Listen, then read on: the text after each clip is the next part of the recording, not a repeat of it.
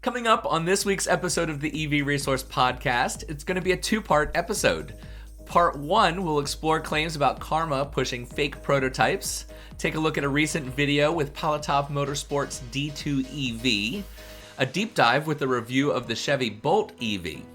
Part 2 is all Tesla news. We'll talk about their surprise Q1 profits, semi-truck delays, potential Cybertruck Gigafactory locations, and this week I have an answer to my own EV question: how well does autopilot work in heavy rain?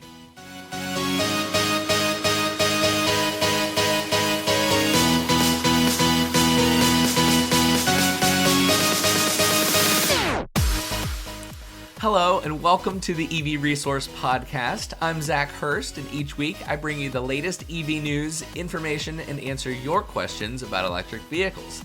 Thank you very much for being with me. I do want to say thank you to Titan Auto and Tire in Moseley, Virginia for their support for this podcast. Titan is one of the very few independent shops in Virginia that are qualified to work on EVs, and from hybrids to Hummers, they fix everything. Recently, Karma has been announcing new models and showing prototypes of new technology. Even I have talked about the Karma Revero GT and their new EV platform.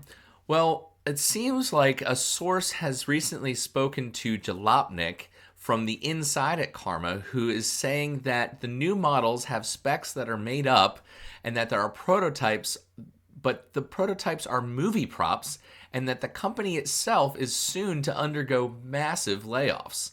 Jalopnik's confirmed source, who has a position in the company where they would be exposed to information provided, is one of a company that is showing vaporware in an effort to put on, as they say, a magic show for its Chinese investors in a last bid attempt to secure funding, even as plans to lay off workers in early May are in place. Jalopnik says that Karma's Chinese investors, the Wanzhang Group, reportedly cut their investment from $400 million to $100 million late last year. And their source reports that they actually want to get out of Karma, away from the company entirely. Jalopnik does say that they want to be clear that the statements reported are from one primary source, confirmed to have a position within the company that could reasonably provide them with access to this information, but that it has been corroborated by another source inside the company. The information that Jalopnik received suggests that at least 100 employees will be laid off between May 1st and the 15th, and the overall end game is to reduce the staff to only 27 employees, consisting exclusively at the VP level and 2 directors. So Karma has been touting its eFlex platform, which is the flexible platform derived from its Revero GT architecture, to be able to support full battery electric vehicles, extended range electric vehicles, and even support autonomous vehicles. They have announced many new plans to develop new models for this universal platform and even sell the platform itself to other manufacturers. Well, the problem that arises from all of this is that according to Jalopnik's source, the eFlex platforms shown are movie props, with only one actually capable of being driven, and that the source themselves actually helped build half of it. The chassis being shown is simply a production Revero GT chassis that has been modified and not a new, unique platform as suggested. So this is shocking. It seems like everything, at least that I've been reading, has been a fake. They've tried to fool us all. Of course, that never really works. You're going to get found out eventually. Lies will come out of the woodwork in one way or the other. Personally, I'm really disappointed, not only because of the excitement that I had for expecting a lot of new EV models, but because this certainly paints a picture on the entire EV community. Not significantly. I mean, Karma has struggled even when they were back as Fisker with the Fisker Karma car. There's been a lot of struggle, so the company certainly has a history of trying to revamp and reform and push themselves across the finish line to have a compelling product that is actually viable. So perhaps not, and that is a disappointment. I do hope that this isn't as true as it might seem. I'm trying to stay optimistic, but ultimately it looks like Karma might not be a company that continues, at least not in the way that they're trying to portray to all of us. Since 2008, Palatov Motorsport has been designing and manufacturing high-performance, lightweight vehicles in Portland, Oregon, specifically designed for recreational track day use, not necessarily something you'd see driving around on the road. One of their models, the D2, they have a full electric version of this, the D2 EV, and they've taken it to Pikes Peak. So I wanted to share with you a couple clips from their full video. You can look at the full video on their webpage. It's 11 minutes long, so I'm not going to include the whole thing here. But this is a car that can perform. It's lightweight, full electric, so of course it's got that low-end grunt. And honestly, electric vehicles are perfect for Pikes Peak in those high altitudes where gas engines might struggle. An electric motor doesn't have to worry about breathing. So take a look.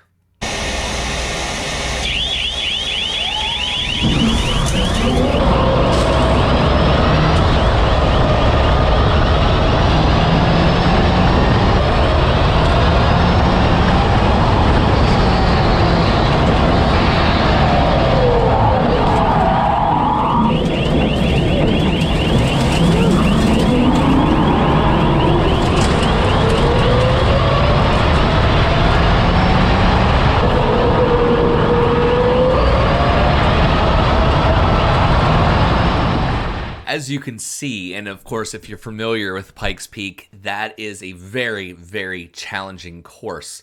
Normally, it's just a public road, but they block it off, and in this case, it's the hill climb, where, I'm always still astonished by watching videos like this, because once you get above the tree line, it just drops off. There's not really a guardrail at the side of the road. If you make a mistake on Pikes Peak, it could cost you your life. So, very, very challenging. You could see from the short clip that I grabbed from their video that there was one part where the driver got a little squirrely under braking, and you can hear him give a sigh of relief almost as he gets the car back under control and continues on. But this car, and here's some photos of it, is absolutely fantastic if you're looking for something that will do this really well. It's a performance track car. Very, very impressive. The design and engineering of the process that they put to build this thing is just spectacular. They really have built a car that is a true testament to EV performance.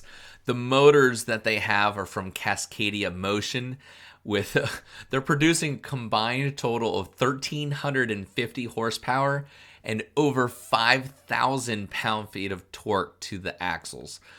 All of this in a lightweight car.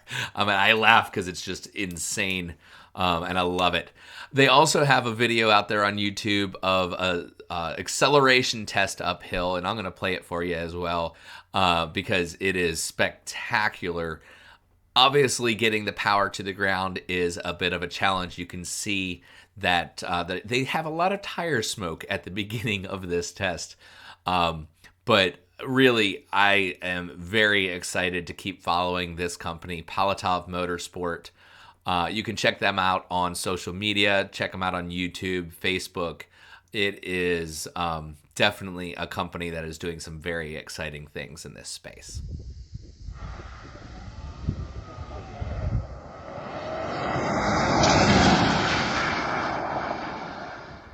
The last segment for part one of the podcast this week, I have dedicated to the Chevy Bolt EV.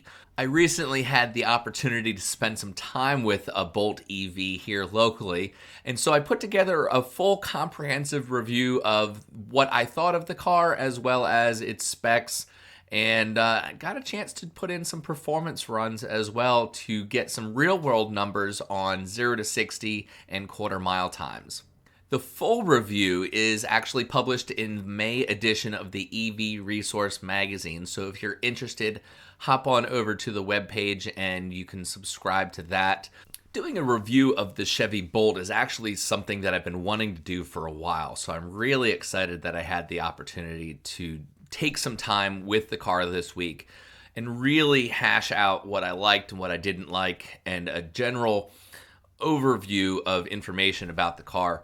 And surprisingly, I actually learned a few things that I didn't know about the Bolt that I found were rather interesting. Now, in late 2016, the first Bolts were sold. So this has been a car that has about a 3.5 year run time so far. What I didn't know that I actually found kind of interesting is that last year in 2019, Chevy sold more Bolt EVs than Tesla sold of the Model S. So this isn't a low volume production car in the EV world. If you take the Model 3 and kind of set that to the side, every other model sells less than 20,000 units per year. So what I did find disappointing is that actually in 2017, which was the first full year that the Bolt was sold, they sold over 23,000, and each year sales have been declining. So that's a little bit of a disappointment. But what I did find interesting is that this year, the first few months so far, they've sold almost 2,000 units per month. Obviously, with all of the coronavirus and everything, I would imagine that the numbers currently have dropped significantly. But I think that actually highlights the potential for Chevy to have a year where they sell more than 20,000 again. The Bolt itself is kind of a smaller to mid-size crossover. Actually, the EPA officially classifies it as a small station wagon. It's shaped more like a crossover or like a four-door hatchback. Well, yeah, like a crossover. One thing I do love about the Chevy Bolt is how many colors it's available in. Last year, 2019 models actually had, I think, what's my favorite color, the shock yellow. For whatever reason, Chevy decided they didn't want to offer that anymore in the 2020 model year. But you have some really brilliant blues, like a darker, like a metallic blue, and then a really awesome color is this Oasis blue that they have. The styling of the car overall, I think, is modern. Definitely puts it in line with a lot of other vehicles that are being produced these days. Interior styling, I think, is very fresh and futuristic. I love the textured plastic that they use. Overall, though, I wish they didn't use as much hard plastic for the surfaces. They definitely have the ability to put some soft touch in there, and I think that would have helped give the Bolt a little bit more of a luxurious feel. It does feel a little cheap. Almost like they compromised with the interior styling. Some of the features that I really, really like that apparently a lot of Bolt owners like as well relate to the cameras around the car. The Bolt has something that is a top-down 360 view that I think is really neat. I haven't seen that in any other vehicles. A front camera as well as rear. So if you're pulling into a parking space where there's a curb, you actually can see pulling up to it how close you're getting. And of course, the rear camera as well, which most cars these days are sold with a rear-facing backup camera. The motor, for me, coming from the Chevy Spark EV, I'm used to having some serious performance low end. The Bolt really is what the Spark should have been. The Bolt's motor is a 150 kilowatt motor. The batteries are rated at 160. For my test, I saw a max of 148 kilowatts, but I was also at a 50% state of charge. So I think that probably had something to do with the reduced power. But at a full charge, 150 kilowatts, it provides just over 200 horsepower and 266 pound-feet of torque. That is enough that the little Michelin Energy fuel-saving tires on there struggled for traction when I was doing the performance tests. Initial low-speed numbers, I just couldn't get the tires to hook up on a regular road, which is understandable. I mean, it's not a prepared track, it's not sticky, and these are not sticky tires like I just put on the Spark EV to solve its traction problem. So I did get a few 0 to 60 and quarter mile runs in. The car is supposed to be able to do mid 6 seconds 0 to 60. In a test with Car and Driver, they were able to get at 6.3. I can only assume that's with a 1 foot rollout. My best time was 7.18 with 1 foot rollout being 6.8 seconds. So a bit slower than what it's rated at, but honestly, considering the traction problems I was having, I still think that's fairly good. Best quarter mile time I was able to get out of this car was a 15.3 or 15.32. I do know that some owners of the Bolt EV have taken it to the drag strip and gotten better results than that. I think the best I saw on the forums was around 15.1. Honestly, I think if you put some better tires on this, you could dip into the 14s fairly easily. And considering that this is a larger vehicle, I mean, it's not a performance vehicle by any means, those numbers are actually kind of impressive. So my thoughts about the car is that the Chevy Bolt EV is easily one of the most important electric vehicles that has ever been made. But it falls just short of what I really think it could be.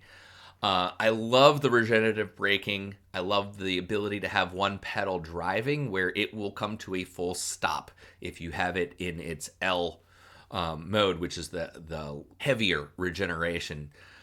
I love that. That's something I don't get in the Spark EV. I still have to use the brake pedal to come to a full stop. So that was really cool.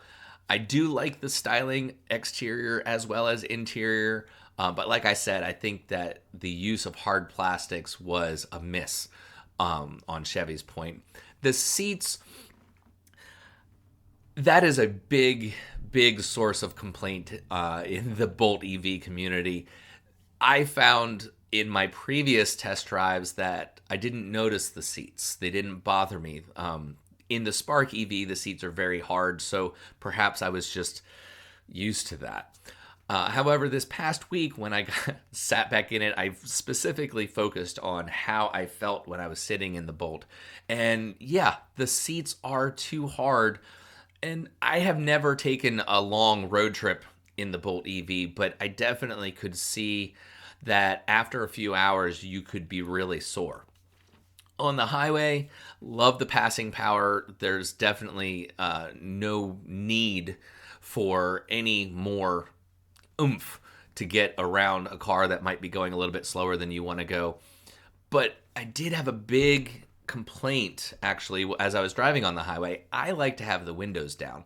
I had the driver's window down, and as really above 45, 50 miles an hour, I started to get that helicopter noise, like with the buffeting of the air. In most cars, if you roll the passenger window down on the driver's rear window down, that noise will go away. Well, in the Bolt, that noise didn't go away even with both of those windows down. And that just, there's got to be a design flaw from an aerodynamic standpoint, I think, because that is really something that shouldn't be happening. So that was a bit frustrating. And the biggest point that I always talk about to anybody that's interested in getting a Bolt is make sure that you get the optional fast charging provision. In Canada, Chevy never released the Bolt without a fast charge provision. It was standard. I don't know why in the US that it was an option. It shouldn't be. Every Bolt out there should have a fast charge provision, even if you never use it. because it will help with the resale value and it gives you more choices of what to do with the vehicle. With the 2020 model, you have a range of 259 miles. There's no reason why you shouldn't want to go on longer trips with this car. Let's say you have to recharge once, you're going 500 miles or so. You want to be able to fast charge. You don't want to sit there on a level 2 charger for 10 hours or 5 hours even, recharging the car in order to get to the next place. So that, I don't know why Chevy didn't make that standard here in the US, but they definitely should have. All in all, my impression, the Bolt EV is a good car, but it's not a great car. I'm not surprised that it has sold as well as it has. I definitely look forward to seeing more of them on the road. But I would love to see future generations, if they do kind of refresh the car, to put a couple of more luxury touches on it, mainly because its price point is right there competing with the Tesla Model 3 or very close to it. And honestly, if you get within $10,000 of a Model 3, you're going to have a lot of people comparing the two vehicles. And as much as I love the Bolt EV, the Model 3 is a better car. It's built better, it comes with better features, and of course, Tesla's huge advantages with the supercharger network. So I don't think the Bolt can compete with the Model 3, and honestly, I don't think it should. It should be on the lower end. I don't think it should cost more than $30,000, or maybe have the MSRP a touch above 30, but then, realistic pricing lower than that. So it, like I said, it's falls just slightly short of what I think it could be. I think it's good. I really do, but it's not great. So that is it for part 1 of this week. Part 2 is going to be a separate video, or if you're listening to the audio-only podcast, it is going to be a separate audio file. So make sure you look for that if you want to get all of the latest Tesla news. There is a lot of Tesla news this week to go through, so that's why I split it up between the non-Tesla stuff and then the Tesla stuff. So take a look for that.